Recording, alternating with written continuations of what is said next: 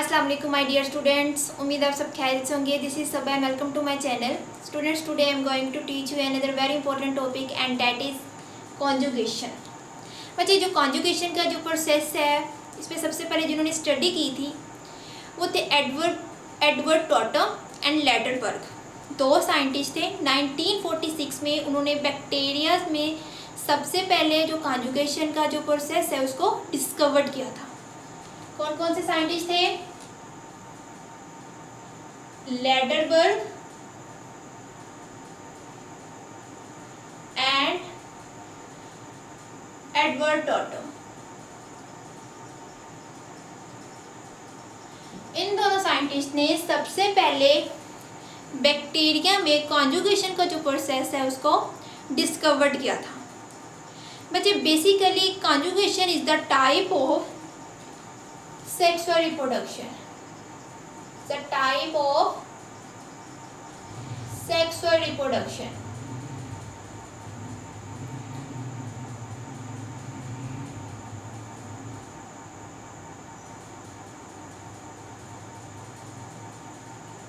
बच्चे, sexual reproduction में mostly ऐसा ही होता है कि मेल से स्पर्म, फीमेल से एग फर्टिलाइज करेंगे और जाइगोट बन जाएगा। लेकिन ये जो कॉन्जुगेशन का प्रोसेस है ये बैक्टीरियाज में और कुछ प्लांट में होता है। सो यहाँ पर जो सेक्सुअल रिप्रोडक्शन का जो प्रोसेस होगा वो थोड़ा डिफरेंट होगा। बैक्टीरियाज में क्या होगा कि दो बैक्टीरियाज होंगे जो कि आपस में बहुत क्लोज होंगे।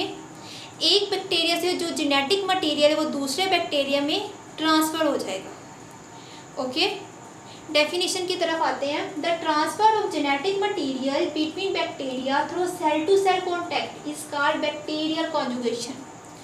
दो बैक्टीरियाज हैं जो कि आपस में बहुत क्लोज है। एक बैक्टीरिया से जो जेनेटिक मटेरियल है वो दूसरे बैक्टीरिया में ट्रांसफ़र हो जाएगा through cell to cell contact. Okay, it is a mechanism of horizontal gene transfer between two bacterias which are very closely to each other. दो बैक्टीरियाज हैं जो कि आपस में बहुत क्लोज है। एक बैक्टीरिया से जो जेनेटिक मटेरियल वो दूसरे बैक्टीरिया में ट्रांसफ़र हो जाएगा through cell to cell contact. बच्चे, एक बैक्टीरिया जिसके पास जेनेटिक मटेरियल प्रेजेंट होगा वो एक्ट करेगा एज अ डोनर, और एक बैक्टीरिया जिसके पास जो जेनेटिक मटेरियल वो एब्सेंट होगा वो एक्ट करेगा एज अ रेसिपिएंट।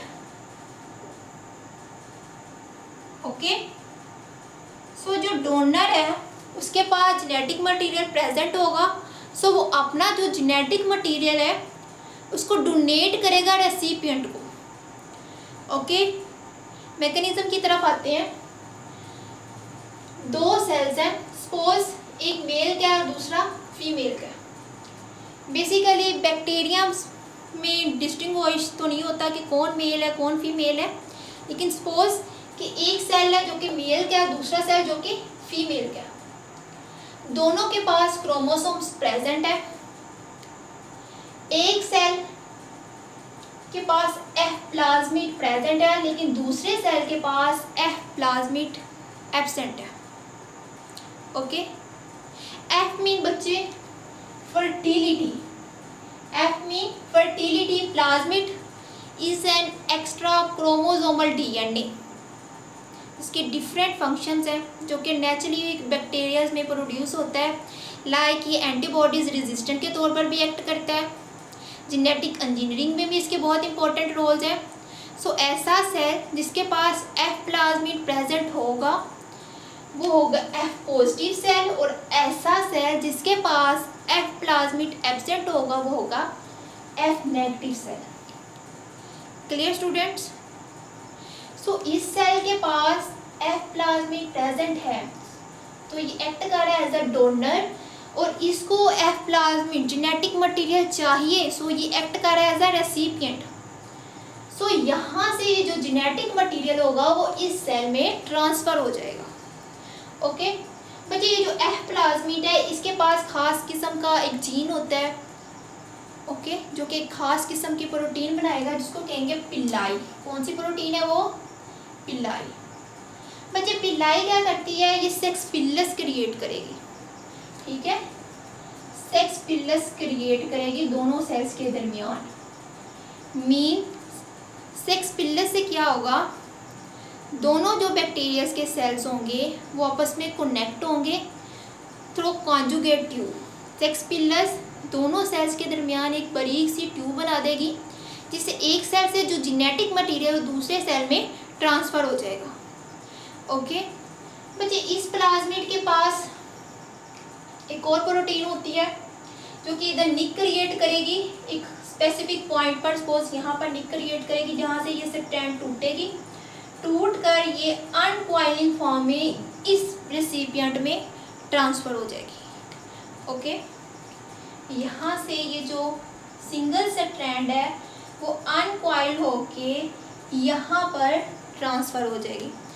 बच्चे चूँकि एक सिंगल स्ट्रैंड की ट्रांसफ़र होगी, सो ये जो बैक्टीरिया में ये जो प्लाज्मिड है इसके पास ये एबिलिटी होगी, ये सलाहियत होगी कि फ़ौरन से अपनी रेप्लिकेशन स्टार्ट कर देगा। याद रहे बच्चों कि जब भी जेनेटिक मटेरियल एक बैक्टीरिया से स्टूडेंट्स दूसरे बैक्टीरिया में ट्रांसफ़र होता है तो उसकी एक सिंगल स्ट्रैंडेड ट्रांसफ़र होगी।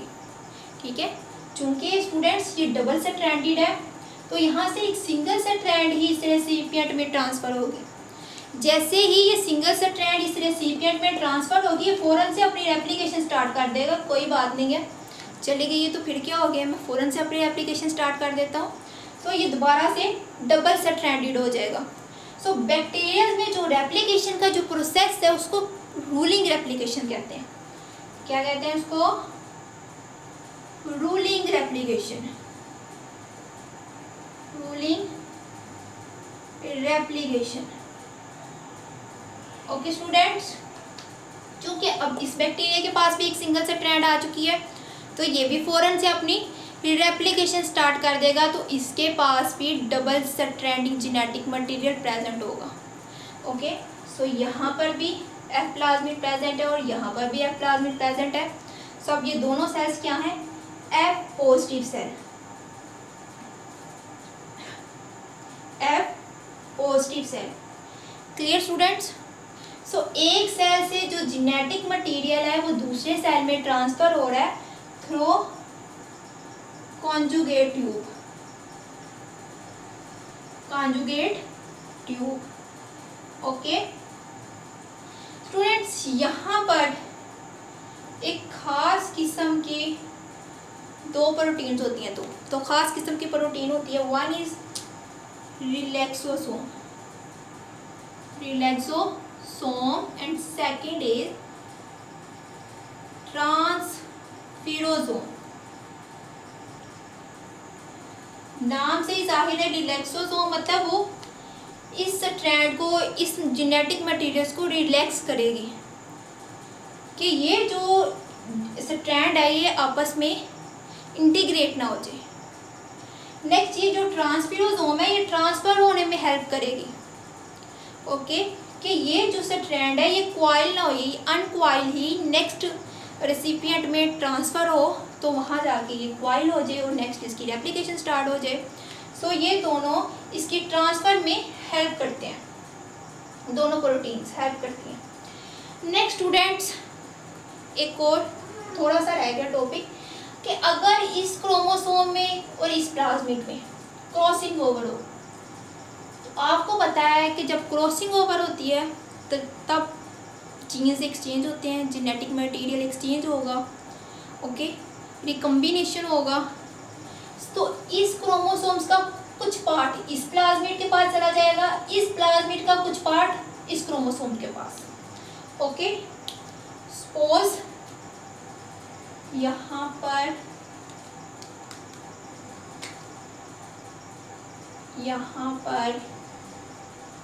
ये प्लाज्मिड का डीएनए आ गया और यहाँ पर क्रोमोसोम का डीएनए आ गया। अब यहाँ पर इस प्लाज्मिड का अपना भी डीएनए है और इस क्रोमोसोम का भी डीएनए ऐड हो गया। तो अब इसको कहेंगे HFR। क्या कहेंगे students? HFR, high frequency recombination.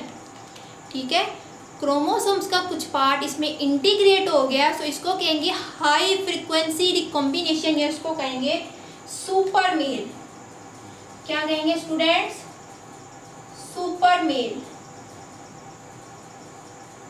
Next sexual reproduction में ऐसा ही होता है कि जैसा जेनेटिक मटेरियल एक सेल के पास है वैसा ही जेनेटिक मटेरियल दूसरे सेल में ट्रांसफर होगा। ओके, जैसा जेनेटिक मटेरियल एक सेल के पास है वैसा ही जेनेटिक मटेरियल दूसरे के पास ट्रांसफर होगा।